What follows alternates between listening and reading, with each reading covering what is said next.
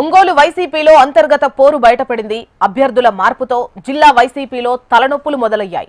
ఒంగోలు సమన్వయకర్తగా చెవిరెడ్డి భాస్కర్ రెడ్డిని నియమించడంతో వైసీపీ కార్యాలయం దగ్గర చెవిరెడ్డి భాస్కర్ రెడ్డి ఫ్లెక్సీలను ఏర్పాటు చేశారు. అయితే రాత్రికి రాత్రే ఆ ఫ్లెక్సీలు చించివేశారు గుర్తు తెలియని వ్యక్తులు. ఆ ఫ్లెక్సీల స్థానంలో బాలినేని శ్రీనివాసులు రెడ్డి ఫ్లెక్సీలను ఏర్పాటు చేశారు. ముందు నుంచి ఒంగోలులో ఎంపీ అభ్యర్థిగా మాగుంటను నియమించాలని బాలినేని కోరగా అధిష్టానం చెవిరెడ్డిని నియమించింది. ఈ నేపథ్యంలో చెవిరెడ్డి ఫ్లెక్సీల తొలగింపు క్యాడర్ను గందరగోళానికి గురిచేస్తోంది. మరోవైపు బాలినేని అతని కుమారుడు పార్టీ క్యాడర్కు దూరంగా ఉంటున్నారు. ఫోన్లు చేసినా స్విచ్ ఆఫ్ వస్తుండటంతో క్యాడర్ అయోమయానికి గురవుతోంది. తాము ఎమ్మెల్యే బాలినేని వైపు ఉండగా చెవిరెడ్డి వైపు ఉండాలా అన్న ఆందోళన వ్యక్తమవుతోంది.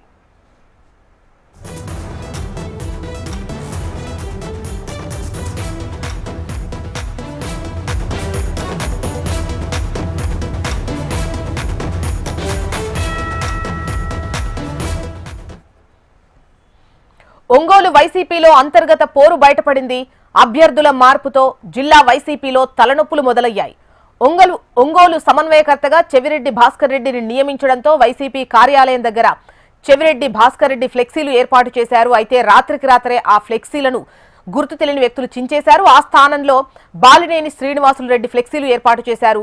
ముందు నుంచి ఒంగోలులో ఎంపీ అభ్యర్థిగా మాగుంటను నియమించాలని అటు బాలినేని కోరగా అధిష్టానం చెవిరెడ్డిని నియమించింది. ఈ నేపథ్యంలో చెవిరెడ్డి ఫ్లెక్సీల తొలగింపు క్యాడర్ను గందరగోళానికి గురిచేస్తోంది. మరోవైపు బాలినేని అతని కుమారుడు పార్టీ క్యాడర్కు దూరంగా ఉంటున్నట్లుగా తెలుస్తోంది. వివరాలు మనకు రాజేష్ అందిస్తారు. రాజేష్,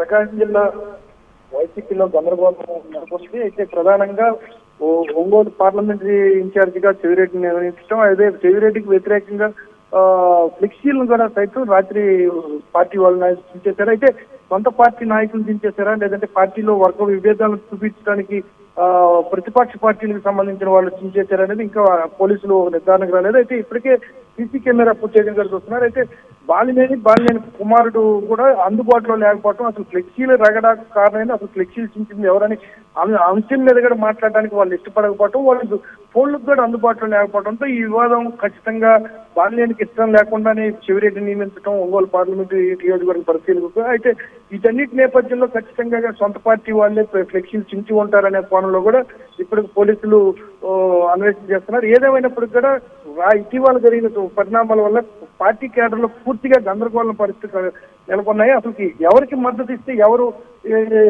ఉంటారు, ఎవరు ఉండరు అనేది కూడా అర్థం కావట్లేదు. ఎందుకంటే ఒక పక్క స్థానికంగా బలం ఉన్న మాగుంట శ్రీనివాసరెడ్డికి మొదటి నుంచి కేడర్ ఉంది. పార్టీ వర్గాల్లోనే కాకుండా వ్యక్తిగత కేడర్ కూడా బలంగా మాగుంట శ్రీనివాసరెడ్డికి ఉంది. అదే తరుణంలో స్థానిక నాయకుడిగా మంచి గుర్తింపు ఉన్న బాలినేని శ్రీనివాసరెడ్డి కూడా మంచి గుర్తింపు ఉండటం, సొంత వ్యక్తిగత కేడర్ కూడా బలంగా నిలబడటం ఉంది. ఈ నేపథ్యంలో పార్టీ నియమించిన చెవిరెడ్డికి మద్దతు తెలపాలా, వీళ్ళని వ్యతిరేకించాలనే అర్థం కాని పరిస్థితిలో పార్టీ కేడర్ అంతా గందరగోళం నెలకొంది.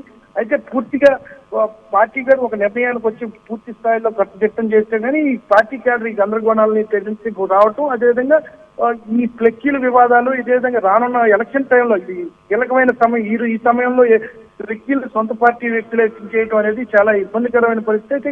కార్యకర్తల్లోనే కాదు, ఓటర్కి కూడా వ్యవహారం చాలా ఇబ్బందికరమైన పరిస్థితి కనబడుతుంది పార్టీ అభిమానులకు కూడా.